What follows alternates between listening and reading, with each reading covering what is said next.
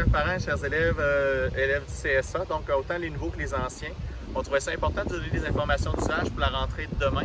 Donc, il y a des sections qui vont se traiter vraiment plus pour les nouveaux, pour vous expliquer par où passer et tout ça.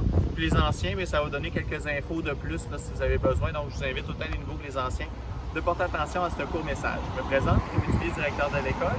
Donc, un des éléments importants, entre autres, pour les parents quand vous venez nous visiter à l'école, c'est important de bien utiliser le stationnement du Centre Saint-Roch qui se trouve en même temps à la bibliothèque Gabriel-Leroy pour l'instant.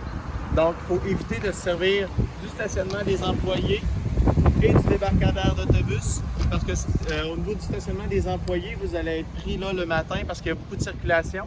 Et si vous prenez une case, c'est que c'est un employé qui ne pourra pas se stationner pour aller accueillir les enfants. Fait que, dans le fond, ça va causer des problèmes au niveau de l'équipe. Puis le débarcadère d'autobus, à partir de la rentrée scolaire, c'est une zone scolaire protégée, donc vous pourriez avoir une contravention. Donc, très important d'utiliser que les stationnements du Centre Saint-Roch ou simplement les stationnements sur le bord de la rue, il y a des zones 10 minutes qui sont utilisables. Donc, chaque groupe va avoir sa porte réservée pour entrer. Ici, à la porte du service de garde, vont entrer les 3 et 4 de Mme Julie, les 6e années de Mme Mélanie et les 5e années de Mme Dominique CSA. Et les élèves de la classe de Mme Mélinda en 5 et 6 vont entrer par la porte principale à l'accueil pour éviter le plus possible de croisement, étant donné que la classe de Mme Mélinda est plus dans l'autre coin de l'école.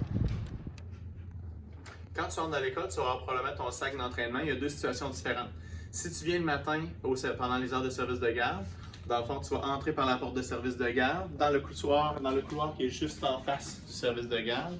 Tu vas te rendre jusqu'au local 164, qui est ici, qui est bien identifié, et tu vas pouvoir aller déposer soit ta poche de hockey, soit ton sac de tennis, ton sac de soccer. Tu peux le déposer ici dans le local qui va être ouvert, qui va être prêt pour toi.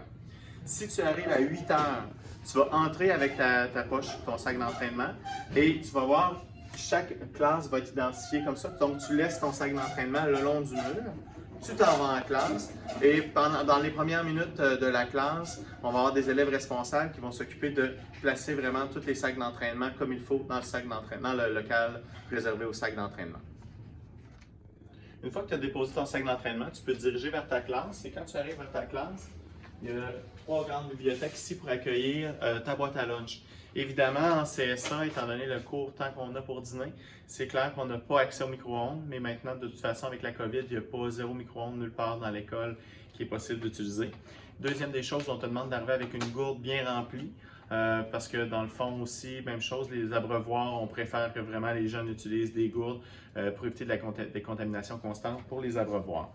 Tu vas dîner à ton bureau de classe, donc c'était comme ça même avant le COVID, donc tu vas dîner à ton bureau de classe, il y a un éducateur qui vient dans ta classe pour surveiller ton dîner et il n'y aura pas de brossage de dents permis pour les mêmes raisons de décontamination, donc on évite d'avoir des gouttelettes qui se retrouvent un peu partout.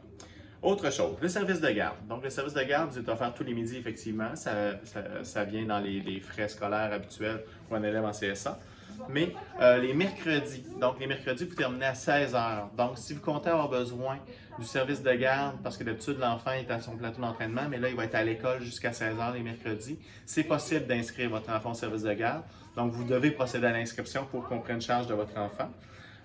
Et c'est pas possible à partir de 16 heures de laisser l'enfant aller seul sur la cour, à moins qu'on ait un avis écrit du parent qui nous dit que l'enfant peut quitter seul. Mais sinon, l'enfant ne peut pas jouer dans la cour tout seul jusqu'à temps que les parents viennent les chercher. Alors, en CSA, les mardis sont réservés à la mise à jour ou les retenues. Donc, si jamais il y a quelque chose, il y a eu une accumulation de manquements, des devoirs, quoi que ce soit, il peut y avoir une retenue, mais c'est surtout de la mise à jour. Si on sent qu'un élève a besoin de travailler un petit peu plus certains concepts de mathématiques que peut-être moins vus dans l'école où il était, ou entre autres à cause du COVID, peu importe, l'enseignant peut convoquer un enfant le mardi après-midi. À ce moment-là, s'il vient en mise à jour les mardis, le parent est informé, le coach est informé avant, c'est sûr. Mais à ce moment-là, comme parent, vous pouvez aussi décider qu'il aille au service de garde après sa mise à jour. C'est un service qui est offert. À partir de 3h15, dans le fond, l'enfant se dirige au service de garde, puis vous pouvez venir le récupérer au service de garde. Puis encore une fois, si vous voulez qu'il quitte par lui-même, vous devez nous envoyer un avis écrit.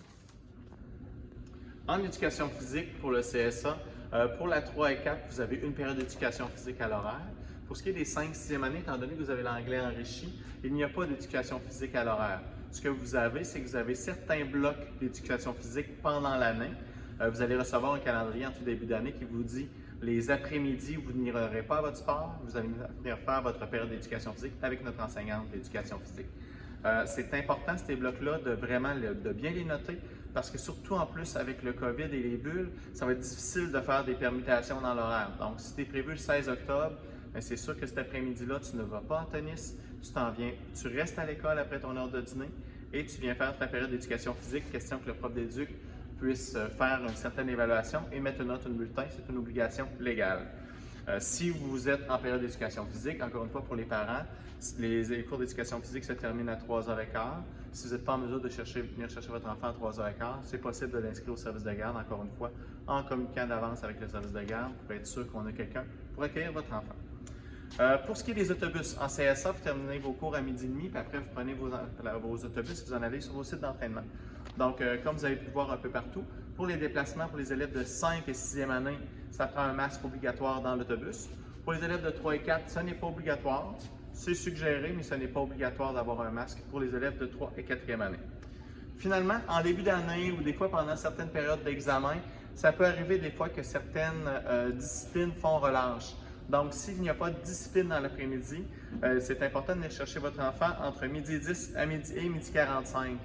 Il n'y a pas de service de garde possible dans ces après-midi-là, donc le parent doit venir chercher son enfant. Ça arrive quelquefois pour certaines disciplines. Si vous voulez que votre enfant quitte par lui-même, si c'est possible de le faire, mais à ce moment-là, ça nous prend encore une fois un avis écrit.